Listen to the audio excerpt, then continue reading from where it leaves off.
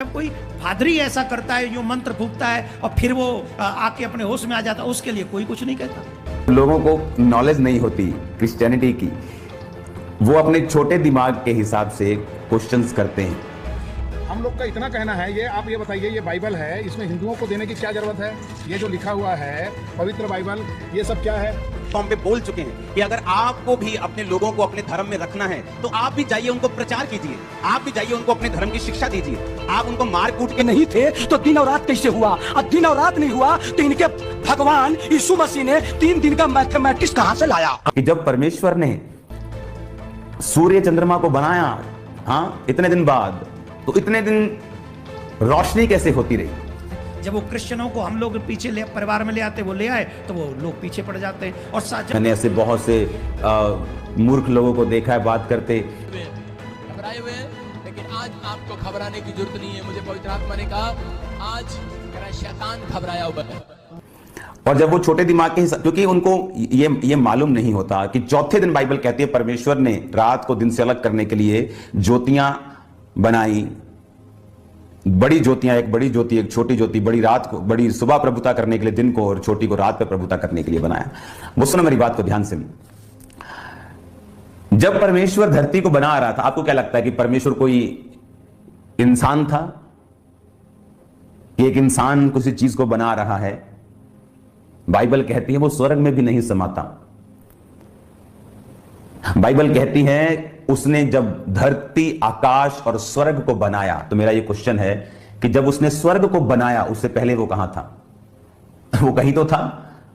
अगर मैं बोलूं मैंने ये घर बनाया और अब मैं इसमें रहता हूं, तो पहले मैं फिर कहां था? वो इतना बड़ा है परमेश्वर कि उसको लाइटों की जरूरत नहीं है, वो खुद रोशनी था जब वो बना रहा था। उसके फेस पे बाइबल कहती इतनी रोशनी है कि इंसान अगर उसे देख ले तो फट जाएगा, ब्लो कर जाएगा, वो फट जाएगा। इसलिए परमेश्वर ने मूसा से कहा था अगर तू मुझे सामने से देख ले तो तू मर जाएगा।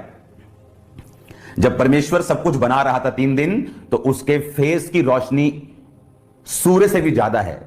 सूर्य परमेश्वर के सामने ये जो देख रहे हो ना, छोटा सा गोल सा, ये इससे भी छोटा होगा परमेश्वर के सामने। बच्चे खेलते हैं ना छोटे छोटे गोलियों से, वो है परमेश्वर के सामने सूर्य। तो बोल रहा था कि परमेश्वर, तो अब वो लाइट कहां से आई?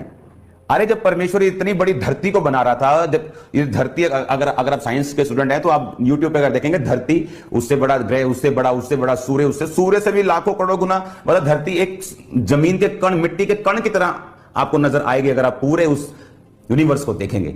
अरे जिसने उस यूनिवर्स को बनाया वो कितना बड़ा होगा? और जब वो बना रहा था, आपको क्या लगता है? वो बाइबल कहती है गॉड इज लाइट, खुदा रोशनी है। रोशनी जब बना रही थी तो उसको रोशनी की जरूरत नहीं है। वो तुम्हारे और मेरे लिए सूर्य और चंद्रमा को बनाया गया ताकि हमें दिन और रात का मालूम होता रहे, हम टाइम पर सोते और उठते रहें, फसल को वो किरणें मिलती रहें, सोने का भी एक टाइम हो।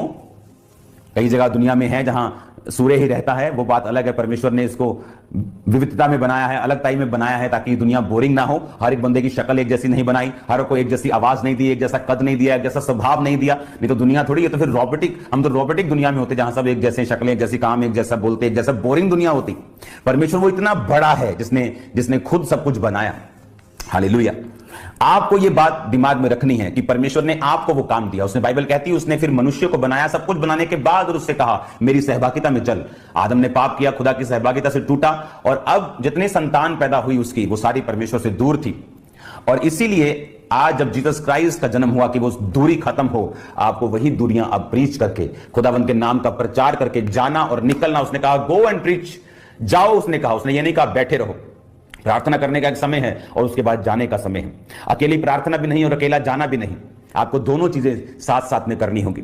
आपकी गाड़ी के इंजन में पेट्रोल भी होता है और इंजन ऑयल भी होता है। सिर्फ इंजन ऑयल से नहीं चलता और सिर्फ पेट्रोल से नहीं चलता। आपको बैलेंस बना के रखना पड़ता है अपनी लाइफ में।